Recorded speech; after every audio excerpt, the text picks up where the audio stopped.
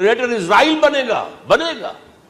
حدیث میں خبریں یہ سارے مسلمان ممالک تمہارے ہاتھ سے نکل جائیں گے مسلمانوں. یہ عراق اور اردن اور یہ اور وہ، یہاں تک کہ ترکی، سعودی عرب کا بھی شمالی حصہ نکل جائے گا. البتہ مدینے کا جو ان کا پروگرام ہے اس کو اللہ نہیں پورا ہونے دے گا. مدینے میں داخلے کی ان کو اجازت نہیں ملے گی. بہرحال یہ سارا کچھ ہونے والا ہے. وہ وقت بھی آنے والا ہے کہ حضور کی ایک حدیث کے مطابق ایک شخص کے 1000 بیٹے ہوں گے تو 999 ختم ہو جائیں گے، ایک بچے گا. یہ وقت بھی آنے والا ہے کہ حضور فرماتے ہیں اتنی بڑی جنگ ہوگی، اتنی خونریزی ہوگی کہ پوری زمین اٹ جائے گی لاشوں سے. تو پرندہ جو ہے کوئی، ایک تو پرندے ہوتے ہیں کہ جو مردار خور ہے، گدھ ہے، وہ تو بڑی خوشی سے اتریں گے، تناول فرمائیں گے لاشوں کو. اسی طریقے سے کوے ہیں، چیلے ہیں. لیکن جو نفاست پسند پرندے ہیں وہ لاش کے اوپر اترنا نہیں چاہتے. تو ایک پرندہ اڑتا چلا جائے گا، اسے کہیں زمین پر اترنے کی جگہ نہیں ملے گی، لاشیں ہی لاشیں ہوں گی. یہاں تک کہ وہ تھک ہار کر اس کے جو ہے پر جواب دے جائیں گے، گرے گا تو لاش پر گرے گا. یہ وقت آنے والا، اور یہ یہودیوں کے ہاتھوں، یا یہودیوں کے جو سپورٹرز ہیں اس وقت، جو ان کے ہاتھ میں آلہ کار ہیں، ان کے ہاتھوں آنا ہے. میرے نزدیک اس کام کے لیے اس ملعون قوم کو، کہ جو حضرت عیسیٰ کے زمانے سے ملعون ہو چکی ہے، اس کو باقی رکھا گیا ہے. اسے یہ موقع دیا گیا ہے. اس نے اسرائیل بنا لیا ہے. تقریباً 2000 سال کے بعد وہ دوبارہ آ کر آباد ہوئے اس سرزمین میں جہاں سے نکال دیے گئے تھے 70 عیسوی کے اندر.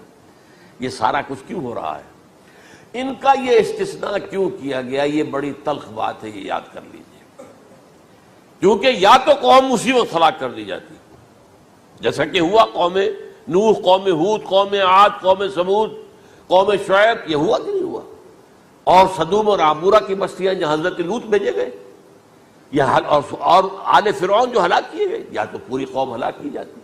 نہیں. یہ یوں سمجھیے کہ اس پورے معاملے کو درمیان میں سے ایک وقفہ دے دیا گیا، حضرت عیسیٰ کو اٹھا لیا گیا، اور حضرت عیسیٰ دوبارہ آئیں گے. یہ کیوں کیا گیا؟ اب اس میں بڑی تلخ بات آپ سے کہہ رہا ہوں، یہ آپ کے لیے قبول کرنا آسان نہیں، حلق سے نیچے اٹھنے کی مشکل سے. اس قوم کو زندہ رکھا گیا ہے جو ملعون اور مغضوب علیہم قوم ہے. سب سورہ فاتحہ میں مفسرین لکھتے ہیں ضالین، یہ نصارہ ہیں، اور مغضوب علیہم یہ یہودی ہیں. اور قرآن کہتا ہے لعن الذین کفروا من اہل الکتاب علی لسان داؤد وعیسی ابن مریم، لعنت کی گئی. ایک ملعون اور مغضوب قوم کے ہاتھوں آخری امت محمد، اور اس کا بھی بہترین حصہ، اس پر عذاب ان کے ہاتھوں آئے گا. عربوں پر عذاب یہودیوں کے ہاتھوں، اس لیے ان کو بچایا گیا.